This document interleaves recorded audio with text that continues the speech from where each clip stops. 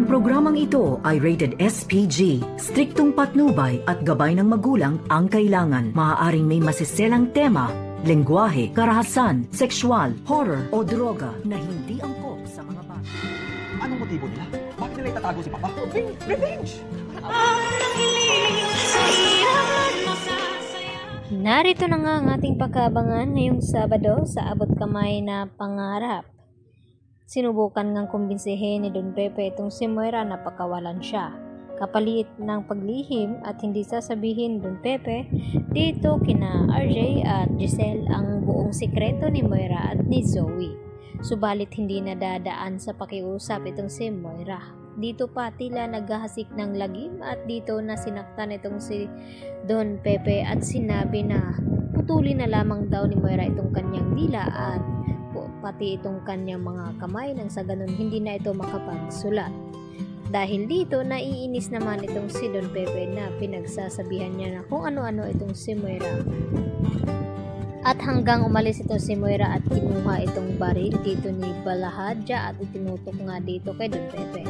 At dito naman na pinigilan ni Balahadja itong si Moira dahil may maganda daw siyang plano dito kay Don Pepe at mapapakinabangan nga daw nila ito at hindi siya pagsosospitsahan dito nila RJ at dito ni Giselle. Kinakailangan na papuntahin daw ni Moira itong kanyang anak na si Zoe. Samantala, hawak na nga dito ni Annalyn ang cellphone dito ni Zoe dahil hindi nga nahabol ni Zoe itong si Annalyn.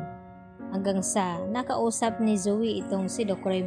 Meneses at tinanong ito kung saan nagpunta itong si Zoe sa oras ng trabaho at dito naman nagdi-deny ulit itong si Zoe at sinabi na family problem.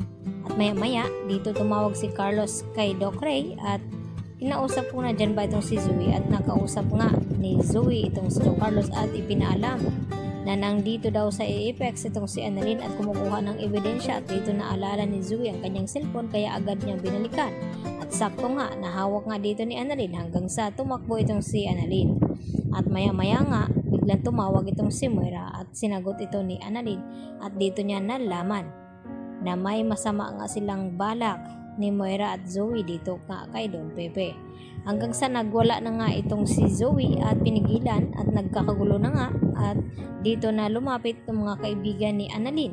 At ditong biglang dumating itong si Zoe at sinabihan niya ito na bistado na nga niya itong si Zoe dahil magkasabwat itong si Moira ay may masama silang pinaplano dito kay Don Pepe. At nagulat itong si Zoe dahil sa nalaman na nga dito ni Annalyn at agad naman na tinawagan ni Zoe itong si Carlos upang pigilan nga itong si Annalyn at gumawa ng paraan dahil alam na daw nito na may kinalaman itong si Zoe sa pagkawala nga dito ni Don Pepe. At ang sagot naman dito ni Carlos na siya na daw ang bahala na gumawa ng paraan dito kay Annalyn. Samantala nasa peligro naman ngayon itong si Lynette dahil nakapasok na nga sa kanilang bahay itong mga lalaking inutusan ni Moira na itong si Dax. At dito naman na sinabi ni Moira napahirapan daw itong si Lynette at siguraduhin na hindi daw sila makikilala dahil ibinalita nga ni Dax na wala daw itong doktor na si Carlos kaya ang mapupuntirya nila ay walang iba kundi itong si Lynette. At napansin nga dito ni Diyosa na parang kakaiba at may tao nga siguro sa labas.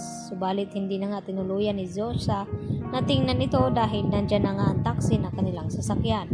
At dito naman naalala ni Lynette ang cellphone na naiwan sa lamesa kaya nang pagbaba niya nito at napansin niya na tila may bumubukas sa kanilang pintuan. Dito na nga nakapasok ang mga masasamang loob at hinahabol itong si Lynette at hindi na nga nakaligtas at nahabol ito at sinuntok. At dito naman namimilipit itong si Lynette sa sakit at nagmamakawa na wag daw siyang saktan. Samantala, nagtataka itong si Giselle at itong si RJ kung ano daw ang pakay nila kung bakit nila tinatago itong si Don Pepe. At ang sagot ni Giselle na revenge, kinakailangan na gumanti. At dito nga na isa lamang ang kanilang naisip na walang ibang gumawa nito kundi itong si Moira. At lalo pat sinabi at tumawag itong si Annalyn sa kanila at ipinaalam na may kinalaman nga itong si Zoe at kasabwat nga ito kay Moira.